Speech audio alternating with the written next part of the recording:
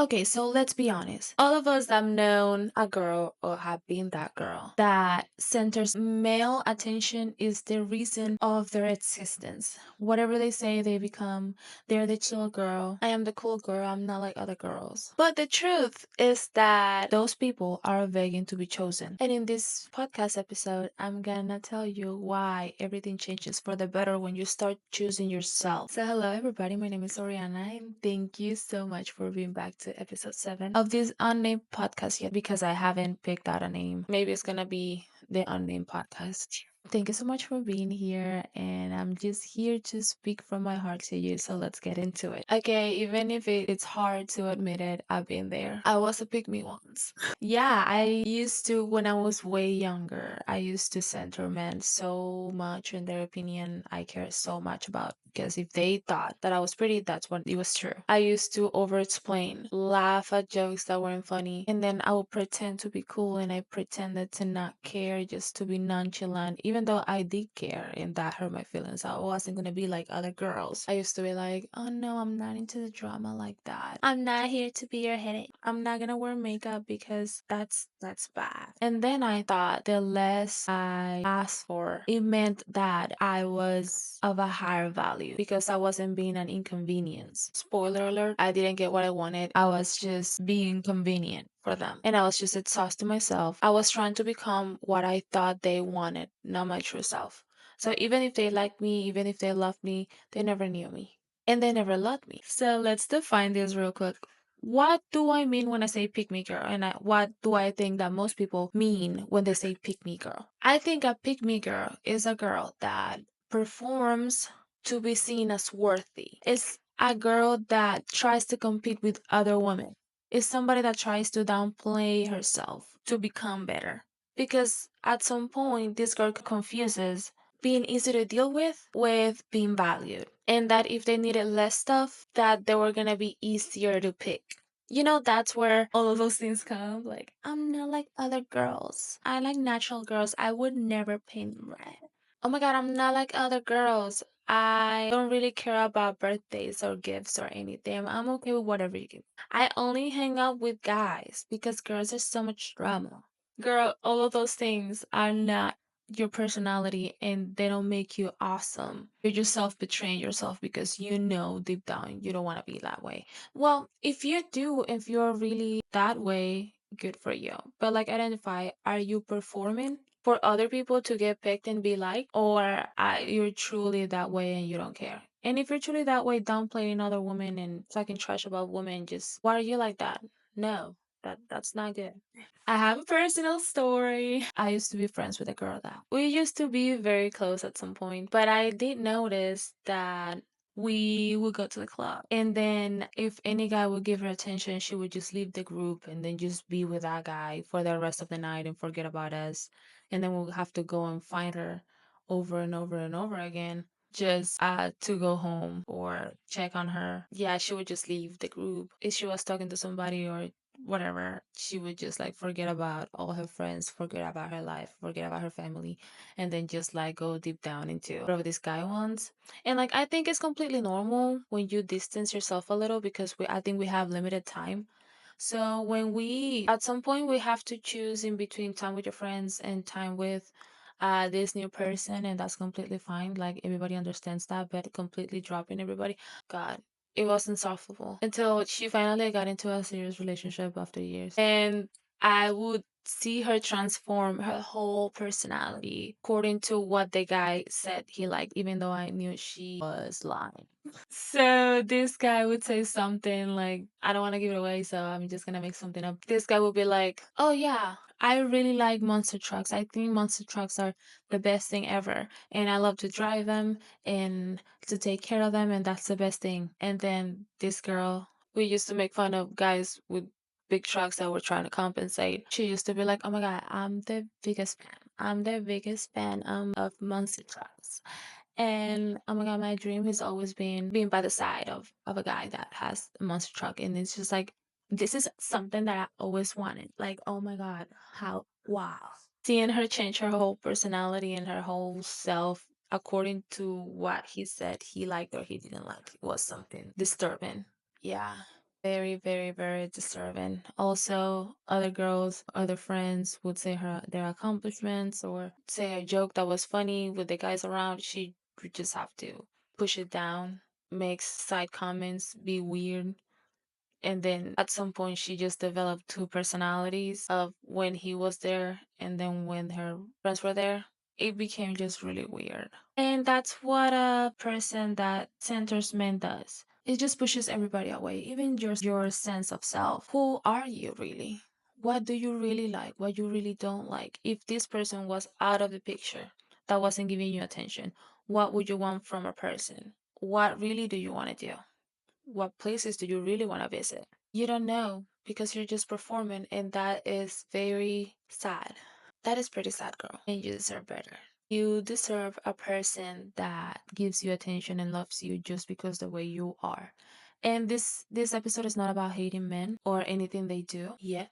At least not this episode. Is about knowing what you truly want and finding the right person for you instead of lying to yourself and lying to them and trick them into loving you, which is pretty manipulative, but also self betraying at the same time. So now that we established that, how do we stop being pickies? Or how do we decenter men from our lives? First, we are gonna say what we want. You are gonna say what you want, even if it's too much. I need you to stop downplaying your desires. Do you want consistency? You're gonna start saying, I want consistency. Say that you want more effort, you're gonna say that you want more effort. So you're just gonna find out what your standards are, and then you're gonna say it loud and clear. Just gonna communicate it. This is not too much, it's necessary. I need you to stop apologizing for things that you don't need to apologize for. I need you to stop apologizing for being a woman and having emotions. Please just don't hate your softness, don't hate your emotions, don't hate your strengths. Because you don't have to become less to be loved. I need you to uplift other women instead of competing with them. If you ever find yourself in a situation where you're trashing other women for you to stand out, ask yourself why. You are not gonna shine brighter just because you're pushing somebody down. And even if you do that and everybody else sees that person as down and you up, how do you sleep at night like that? Knowing that you trash somebody's name just because you didn't feel like you were enough, so you had to. Does that really make you better? And then I need you to identify and catch the behaviors when they come in. What do I mean by that? You have to ask yourself, am I doing this because of me or because I think this might make him stay? If you have to perform for somebody to stay, they're not your person, girl. In my past pick me days, at some point when I stopped trying to be picked and I started becoming myself and I started picking myself instead, I was calmer, I was clearer, I was more magnetic because I didn't have to prove anything, because I didn't have to perform for anybody. And I was just me. And guess what? That version of me, true to myself, attract way better people. Because your friendships, your relationships, everything changes when you start picking yourself. And now when somebody tells me that I'm too much, I just think to myself or say it out loud if I feel like it. Oh no, you're just not enough for me. You can just handle it. Can't handle it. That's fine. Somebody else will. Okay, so what this centering man looks like in real life. This centering man is not about hating them. It just means that you're gonna stop ordering your entire personality and mood and self-worth around them or what you think they want. You're sad because he doesn't text you back. You're just not busy enough. It doesn't really matter. There are half of the population, somebody's gonna text you back. You're not gonna cancel plans with your friends and family or whoever just because that guy said last minute he was free. We're gonna respect our time. And please stop asking yourself, what else should I do so he likes me? Real self, and if they like it, good. If they don't, well, nets. Because we're not here to lie to them or being lied to. The moment you stop auditioning is the moment that the right people just get you. Okay, girly pops, when you stop chasing and start choosing yourself, everything changes. You walk into rooms differently. You speak with confidence. You date with boundaries. Because in this channel, we attract, we don't chase. Because your energy is turned inwards and it's not leaking all over the place trying to prove something that you don't have to. You didn't come to this earth to be convenient. You're not here to be liked by everybody. You're not here to be a guy's fantasy of a cool girl that doesn't need anything. You are a human with needs that need to be met. You are here to take up space. You are here to be yourself. And you're here to want whatever you want because you're here on this earth to be you. Let them pick somebody else, but you are gonna pick you first always. And you're gonna start recentering yourself. You're gonna ask, what do I want? You're gonna start romanticizing everything about your own life. You're gonna start noticing when your energy goes somewhere else. And then you're gonna be like, stop, let's go back inwards. And you're gonna speak your standards out loud. Okay, now we are on that section of the podcast where I answer your questions that you guys send me in my DMs. If you want to be featured on the next episode, please just ask me anything on the comments or any of my DMs on my socials.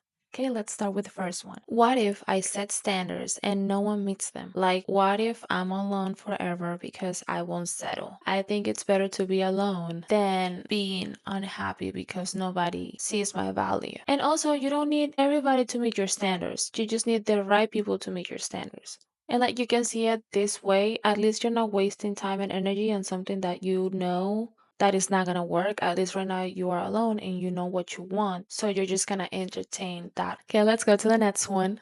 He says he loves me, but never really shows up emotionally. He is inconsistent. I always feel like I'm asking for more that he can give. Am I expecting too much? I don't think you're expecting too much. I think you're asking the wrong person to give you something that they're not able to give. If somebody cannot meet you emotionally, I don't think that means that you are meant to be. And if him not doing those things for you is a deal breaker and it makes you feel bad, I don't think you deserve to be begging for the things that you want. Okay, let's go with the last one. I finally left somebody who wasn't good for me, but now I feel empty. I know I made the right choice, but I miss them and I hate that I do. Why do I still feel this way? Well, missing someone is not proof that you made a mistake. It's proof that you care and you love them at some point, and they were part of your life and now they're not. And if you're grieving that, that's very valid. Don't confuse emptiness and grieving as regret. And just because you miss somebody doesn't mean that you have to go back. And we are done for the episode of today. If you like it, please give me a thumbs up. And if you have any problems or if you like what I said, please let me know in the comments. And then also, you can follow me. That way, I know you like what I do here and I continue doing it. Thank you so much. And I see you guys on the next one.